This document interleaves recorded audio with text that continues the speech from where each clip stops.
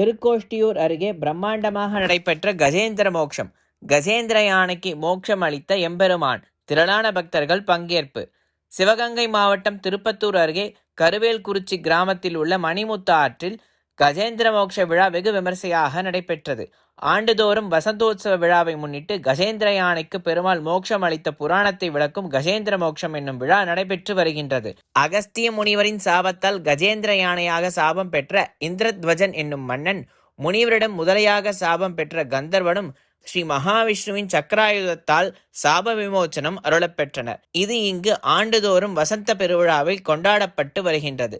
இந்த நிலையில் விழாவை முன்னிட்டு திருக்கோஷ்டியூரில் அமைந்துள்ள 108 திவ்ய தேசங்களில் ஒன்றான புராண சிறப்பு மிக்க அருள்மிகு ஸ்ரீதேவி பூமிதேவி சமேத ஸ்ரீ சௌமிய நாராயண பெருமாள் சர்வ அலங்காரத்தில் ஆடும் பல்லக்கில் எழுந்தருளி கோவிலிலிருந்து புறப்பாடாகி மணிமுத்தாறு ஆற்றின் அருகே உள்ள மண்டபத்தில் எழுந்தருளினார்.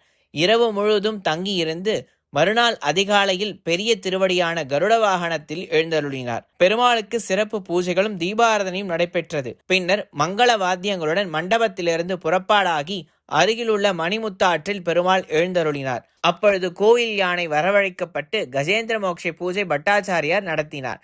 அதில் மோட்ச தீபம் ஏற்றப்பட்டு ஆற்றில் விடப்பட்டதும் கஜேந்திர யானை ஆற்றுக்குள் இருந்து 3 முறை பிளிரியது. பின்பு பெருமாளின் சந்தனம் மற்றும் ஷட்டாரி யானைக்கு சாற்றப்பட்டது. இதனைத் தொடர்ந்து கூடியிருந்த பக்தர்கள் மீது யானை தண்ணீரை பீச்சி அடித்தது.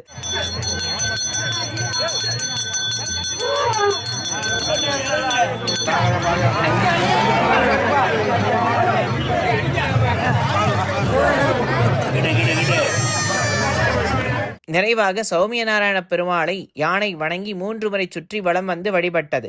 இதில் ஏராளமான பக்தர்கள் கலந்து கொண்டு தங்களுக்கும் மோட்சம் கிடைக்க வேண்டி வழிபாடு செய்தனர். தொடர்ந்து மண்டபத்தில் இருந்து ஆடும் பல்லக்கில் பெருமாள் திருக்கோவிலுக்கு எழுந்தருளினார். திருக்கோஷ்டியூர் காவல்துறையினர் பாதுகாப்பு பணியில் ஈடுபட்டிருந்தனர். விழாவின் ஏற்பாடுகளை கருவேல்குறிச்சி கிராம பொதுமக்கள் மற்றும் இளைஞர்கள் செய்திருந்தனர்.